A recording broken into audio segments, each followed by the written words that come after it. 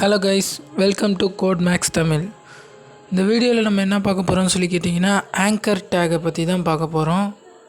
நம்ம சேனலுக்கு நீங்கள் புதுசாக இருந்தீங்க அப்படின்னா மறக்காமல் சப்ஸ்கிரைப் பட்டனை கிளிக் பண்ணி சப்ஸ்கிரைப் பண்ணி வச்சுக்கோங்க. ஏன்னா அப்போ தான் நான் போகிற வீடியோஸ் எல்லாம் உடனுக்குடன் நோட்டிஃபிகேஷனில் வரும். ஸோ வாங்க வீடியோக்குள்ளே போகலாம்.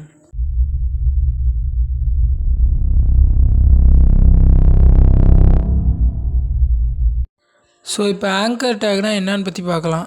ஆங்கர் டேக் வந்து எதுக்கு HTML யூஸ் பண்ணுவாங்கன்னு சொல்லி கேட்டிங்கன்னா, ஏதாவது ஒரு வெப்சைட்டை வந்து உங்கள் இதில் வந்து லிங்க் பண்ணணும், ஒரு வெப்சைட்டோட லிங்க்கை வந்து உங்களோட வெப்சைட்டில் கொடுக்கணும் அப்படின்னு நினச்சிங்கன்னா தான் ஆங்கர் டேக் வந்து யூஸ் பண்ணுவாங்க. ஸோ அது எப்படின்றத வந்து நம்ம இப்போ பார்க்கலாம்.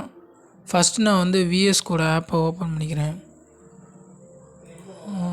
இதில் வந்து ஆங்கர் டேக் அப்படின்றத வந்து டைப் பண்ணிக்கிறேன். ஆங்கர் டேக் தென் ஆங்கர் டேக்கில் வந்து href அப்படின்ற வந்து ஒரு ஆப்ஷன் இருக்குது. இந்த href வந்து எதுக்கு அப்படின்னா, அதில் தான் வந்து நீங்கள் என்ன வெப்சைட் கொடுக்க போகிறீங்களோ அந்த வெப்சைட்டோட லிங்க்கை கொடுக்கணும்.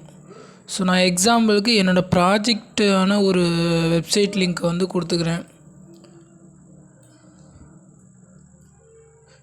ப்ராஜெக்டோட வெப்சைட் லிங்க்கை வந்து நான் அந்த hrefல வந்து நான் கொடுத்துட்றேன்.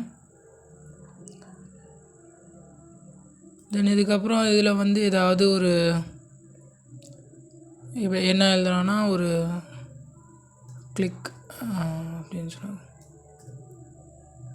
ஓகே, இப்போ அதை ரன் பண்ணி பார்க்கலாம்.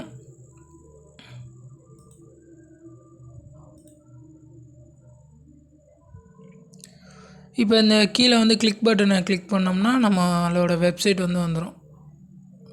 அவ்வளோதான் ஃப்ரெண்ட்ஸ். இப்போ இந்த ஆங்கர் டேக் மூலயமா வந்து நம்ம எப்படி வந்து ஒரு வெப்சைட்டை வந்து லிங்க் பண்ணலாம் அப்படின்றத வந்து பற்றி பார்த்தாச்சு. நம்ம சேனலுக்கு நீங்கள் புதுசாக இருந்தீங்க அப்படின்னா மறக்காமல் சப்ஸ்கிரைப் பட்டனை கிளிக் பண்ணி சப்ஸ்கிரைப் பண்ணி வச்சுக்கோங்க. ஏன்னா வெப் டெவலப்மெண்ட் பற்றி நம்ம தினம் ஒரு வீடியோ போஸ்ட் பண்ணிக்கிட்டே இருப்போம்.